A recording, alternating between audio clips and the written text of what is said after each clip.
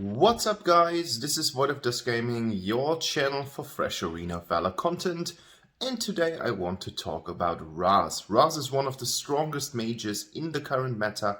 He's super mobile, he's got super cool damage output, and the best of all, it doesn't cost any mana, so you're free to spam those fireballs within the game and unleash a hail of fire. I've got a build for you, as well as I've got some gameplay, and if you like this kind of content, a thumbs up would highly be appreciated. And if you haven't subscribed to Void of Dust Gaming, hit the subscription button, put on the notifications bell so that you get informed about all the current updates. And if you've got something to say about RAZ or the enemies or the game itself or Wild Rift or whatever, just feel free to use the comment section below.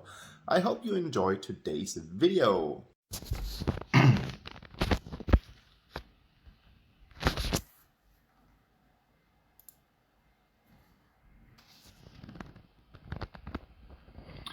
Alright, quick view through the build. If you have seen my flash video the day before yesterday, you might find similarities here. We've got a ton of magic resistance penetration with the Staff of Nul as well as the Evil Secrets, so this means that we're going to try to build as much of this magic pierce here as possible. We've got the boomstick to enhance the radius of our attacks. We are mainly spamming our S2, but of course we're going to use the great mobility that RAZ has from his first ability and from the ultimate, as well as the passive, where he kind of jumps or leaps towards the enemy, hitting them with his fist. Otherwise, we've got the diadem in here, of course, because it's got a huge multiplier on the magic damage, and I'd like to build RAZ blessing here for the additional life shield and the life gain that this item contributes to the build. So this is the build. Arcana wise, we are going with the whole magic pierce system as well. So we've got 10 times Violate here for the magic pierce and the ability power. I'm using Devour here for the magic lifesteal especially. That's 10%, and we don't use any mana, so we can benefit from that hugely because we don't have to trade mana for life. And we've got Flurry in here for that beautiful 6.4 magic pierce, as well as increasing our attack speed, which works fairly well because we are a melee hero and we will be in the fight all the time. Enchantment wise, the whole idea behind RAZ continues. We are maximizing our damage even further. Therefore, we've got Acts of Sacrifice. We've got here Holy Verdict for another magic pierce. That's 18 points. So we've got 18, 88, and then we've got the whole blessing things from the lost evil secrets and stuff like that. And then we've got Holy Thunder. Next normal attack or ability that hits an enemy deals additional damage. Of course, we're using Raging Inferno here, and the only thing that's going to be utility is Enhanced Restore, which means that we can stay a little bit longer in the game. So that's the build. And I would say let's jump right into the gameplay and check out how it worked.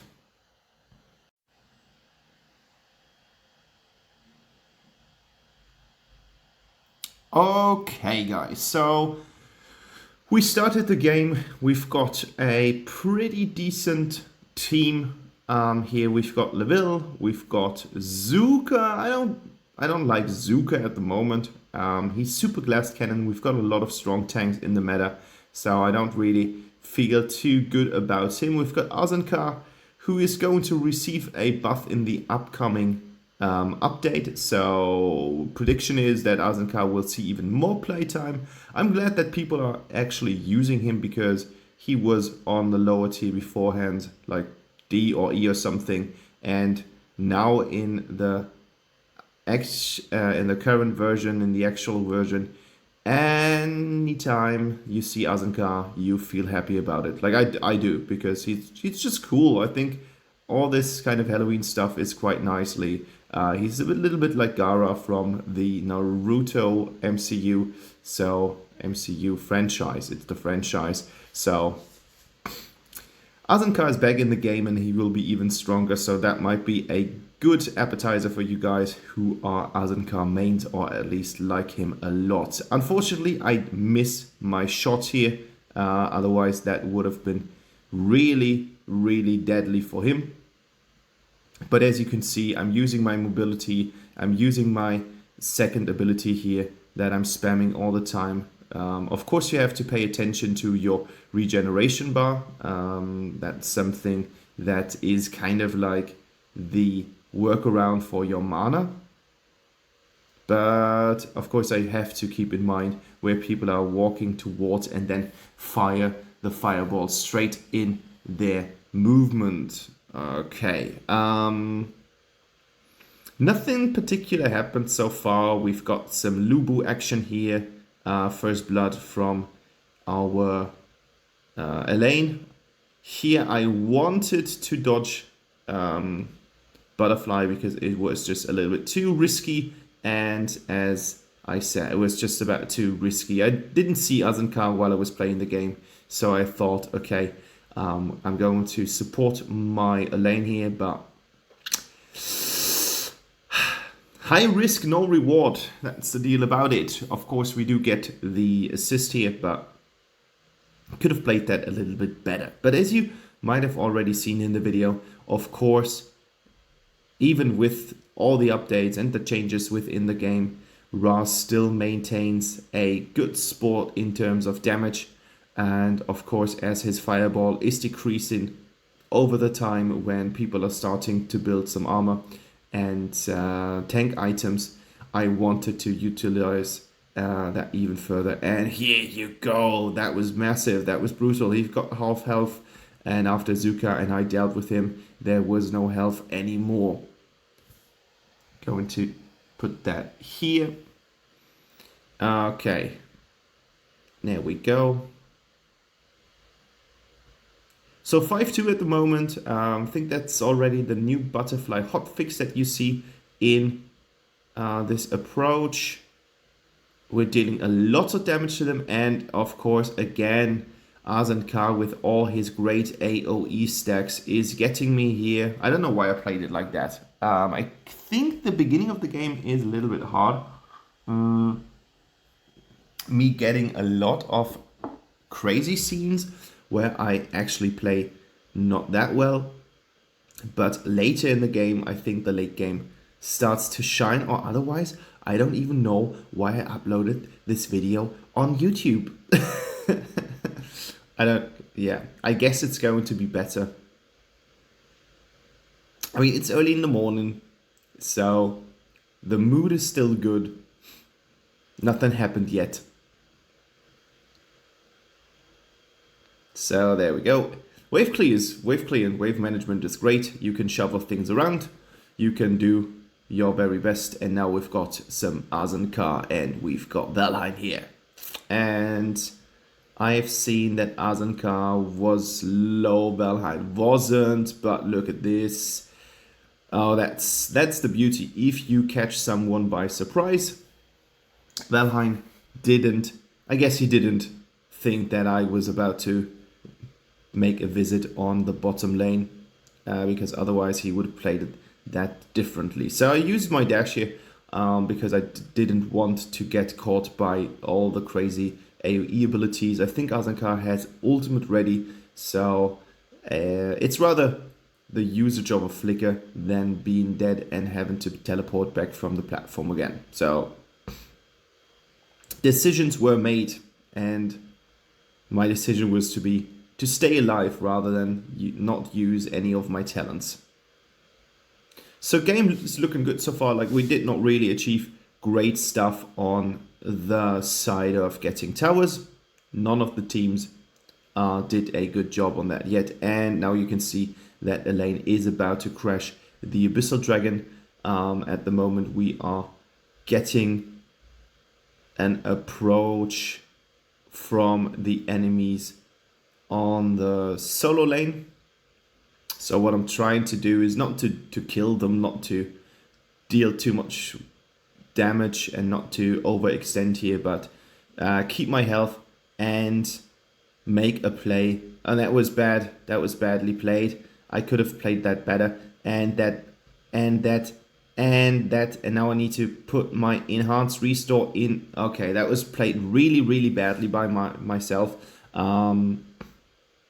Instead of shoving him out of the tower, I should have dragged him towards the tower. And then I should have used my enhanced restore. But I guess I was way too confused with all the micromanagement going on. So shame on me. All the more experienced players will be in tears. So it's not looking too well. Kill wise, it's good, but we have already we've already been losing 2 towers. So there is the middle tower and the tower on the Zuka lane.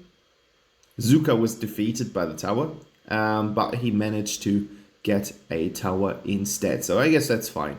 No one gets gold for this, and we do get the opportunity to push that even further. And as you can see, middle lane is damaged by my minions as well. That's mainly because Azankar is hanging around the other lanes all the time.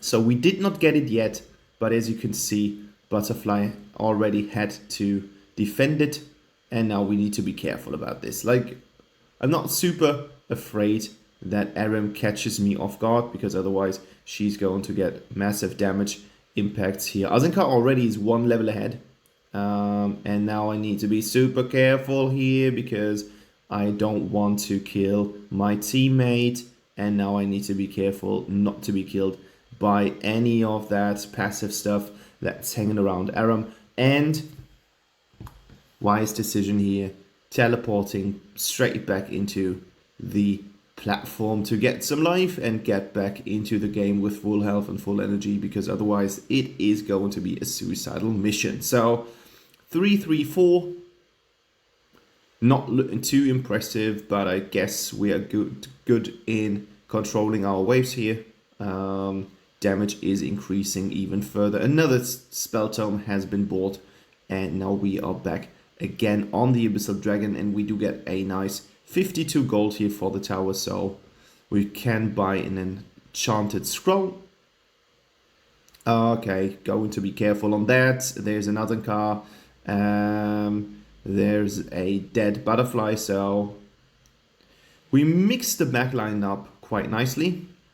Now I need to be careful not to damage Aram at all while she is keeping Zuka in her ultimate state. So that's something that you should always avoid if possible. If you see that Aram has little health and your teammate is going to survive the attack, you can go for the damage, but otherwise I would advise you not to do any damage to Aram because it's going to kill your teammate for sure. So we've got the diadem right now, so we are going to see an increase in the overall magic abilities right now, and I'm going with the rares here just in order to survive all that crazy CC damage from Azankar. That was at least the intention, and you can always go with like the first item, so you don't have to build the full sequence, but what you can always do is by build like the first upgrade. Because the main source of what the item is going to do initially is often already in the first upgrade. So you've got some lifesteal on the one hand. Then on the other hand, you do get, and I had to use dash here. On the other hand, you do get some magic pierce with the spoopy mask. So you can always build the first upgrade and already profit from the initial thoughts of the items. You don't have to spend the whole money, and sometimes that's worth even more. Like on Tulan at the moment, what I'm doing with my Tulan build is I'm using, oh my goodness, I'm dead. I'm so dead. Oh, I'm not dead. But I could be, but I'm not. Okay, he just launched his shield from his support item, and I'm taking the HP and mana regen here, just in order to be able to strike back if they make another approach. But they have completely changed up to the Solo lane. Okay, that's crazy. Never mind. What I said is like when I'm going to play my Tulin, I build Spoopy Mask and Vlad's Impaler at first. And then afterwards, I build into another item, like the full item. I think it's the Boomstick. So I do already have some minor magic piece and I do have some minor life gain, and that's better than waiting for the full item to be bought, because that's going to spend a lot of money that you don't have at the beginning in the process of the game. So good to go with sometimes the first couple of things at the beginning. It doesn't always have to be the full package. So here we go. There was again this kind of error move, so careful on that. And here we go, 5-3. I think the damage output is insane that RAZ is packing up right now, and we do have this little nice dragon that is going to help us here to destroy the tower. I'm making approaches here, like I could just go to my team and help them getting the Nexus, and that's what I'm doing right now. Our lane is dead, so I should have moved eventually in order to get into the tower range. Now everyone's coming back, and of course I'm going to retreat, hopefully. I hope my past self had that in mind as well. So here we go. Look at the damage. That's crazy. And you can always play this back and forth game, like there's Lubu, there's Grok, he does stuff, we kill him. Of course I was supported by Grok here, so that was obviously something that worked out well. Zuka doing a great job here. Really nice approach into the double kill. And we do... Oh no, we don't get another kill. I thought that would have been my 7th. But all in all, I'm fairly okay-ish with the outcome. Could have been played a little bit better. I guess the one death caused by Lubu could have been prevented. Oh, there was even a ranked game. Oh my goodness. Okay, so that was quite brave. Here we go. And yes, that was the game. Of course, you're going to see the details quite soonish. 10-1, so I was the 3rd best after the other guys. And here we go. Thanks for watching, guys. Enjoy the rest of the day. Bye-bye.